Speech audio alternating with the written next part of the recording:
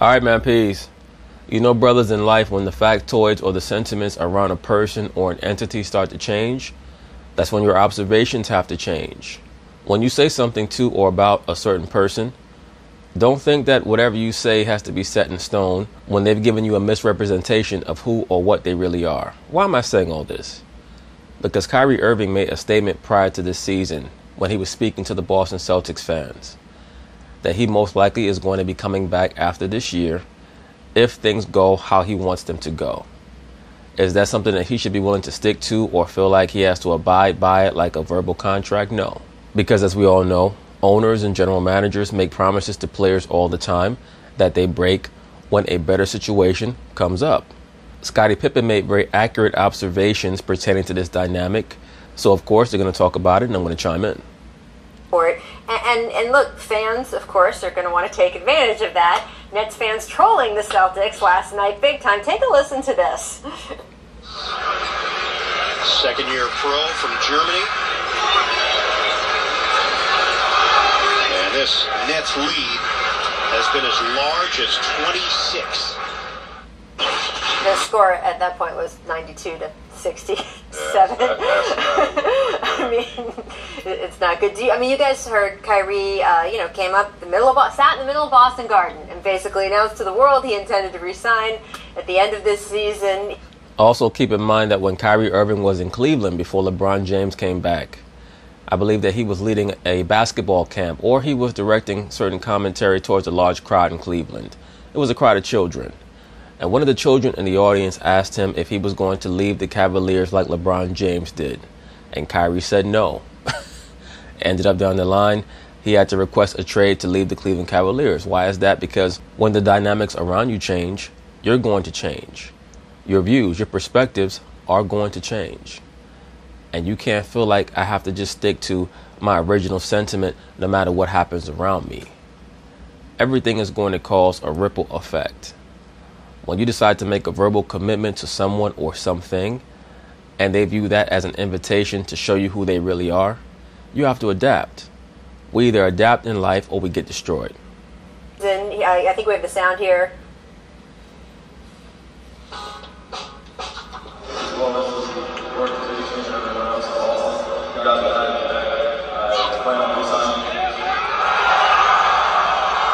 What Kyrie said was, if you guys will have me back, I plan on resigning here next season. What that translates to is, as long as these guys on my team obey what I say, I don't hear my name come up in any trade propositions, Danny Ainge does not try to shortchange me with my money, I'll probably be back here.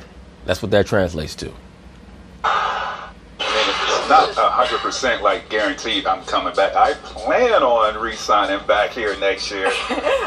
Yeah, what he actually said was, if you guys will have me back here, I plan on coming back. That's conditional.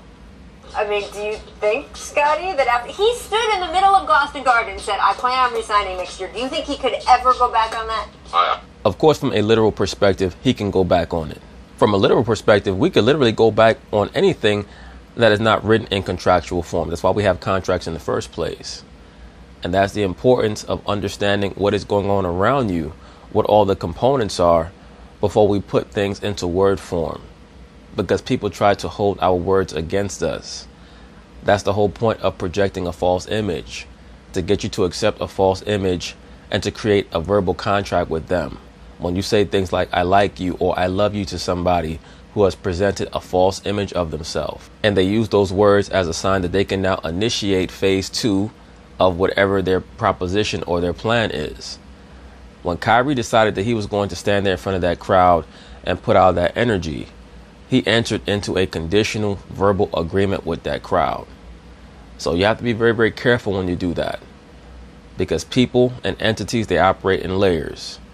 Now, if Kyrie decides that he's going to go to the Spurs or to the Knicks or whoever, now he has to be concerned with the backlash, the media saying, well, wait a minute, Kyrie, you promised to stay, so on and so forth. But we know that it's conditional. And everything in life is constantly changing and adapting and altering, and we have to adapt in kind. I think he can. Yes. I mean, organizations always go back on players and trade them. So absolutely. So there's no nothing carved in stone that he can't go back. And obviously, he didn't know what this season was going to take on. And it's been taught for him to be the leader and to carry this team. It's time for him to step up, because that's what the Boston Celtics, to me, needs, is a leader on the basketball court. Obviously, Kyrie is going to take the last second shot. We know that he's developed that. But can you develop the leadership for the locker room? Absolutely. Kyrie is a born closer. A born closer. He's one of the top 10 closers I've ever seen. That's just off the top of my head. He might be top 5. You think he can go back on that? No, I don't think he can. I don't think he can. I think that... Why couldn't he go back on it? All he said was that if you guys will have me back, I plan on coming back.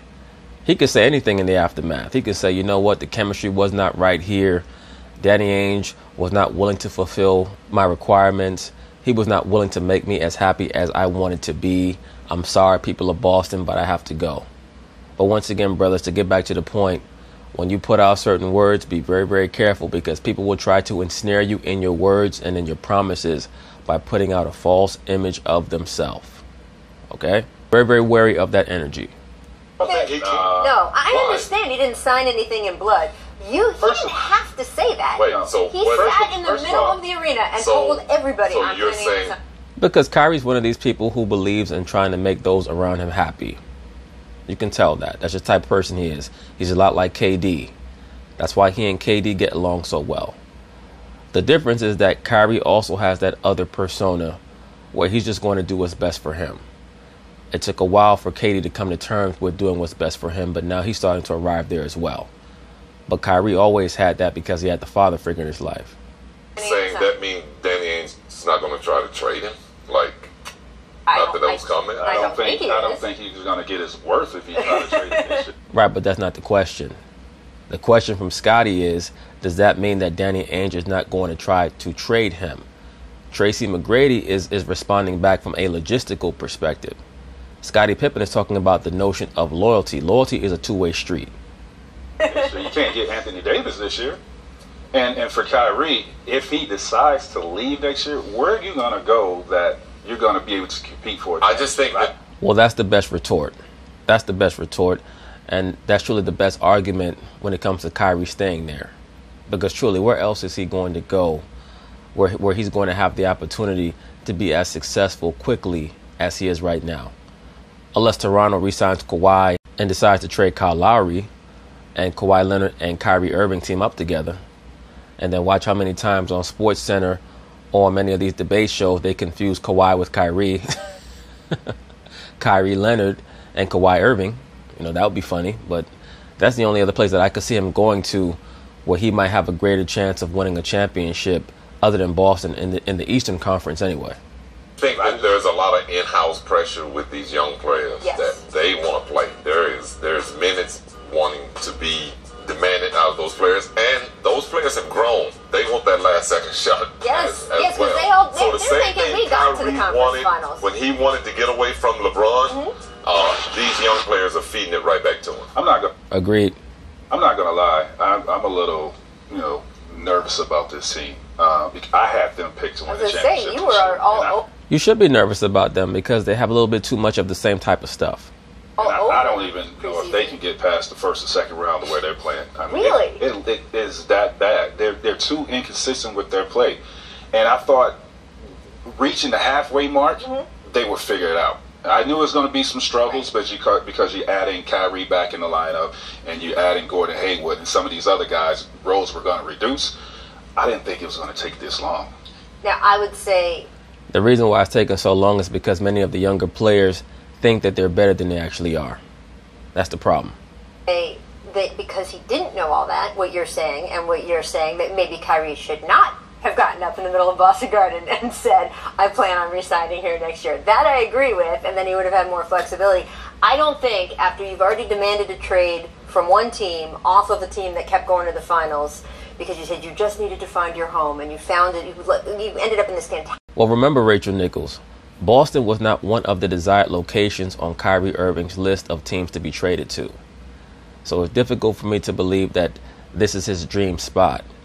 I think it just worked out for the best, and he's hoping to continue to make it work out for the best because, as I've already noted, Kyrie is a positive person who likes to maintain positive energy. Notice as soon as he landed in Boston, what did he say? He said, well, my father played here. So maybe this is some type of divine intervention that has me in Boston now. He pretty much put out that type of sentiment. Fantastic situation in Boston. I do not think you can sit in the middle of the arena, make a promise, and then leave the next year. I don't. Okay. I think he put the pressure on himself. No, and I'm not saying he has to. He's the one who made the decision to do it. He's the one who made that choice. Okay, so then when Steve Ballmer told Blake Griffin, you're going to be a Clipper for life, and then traded him 5 months later, was that okay, or was that just business? I'm not saying that, it's a loyalty thing. I'm just saying... Yes, actually, you are saying that it's a loyalty thing. Just saying that he's the one who said, I'm giving everyone my word. I'm saying I'm going to do Pip ain't having it. So you're saying that it's a loyalty thing? Having it, Pip. I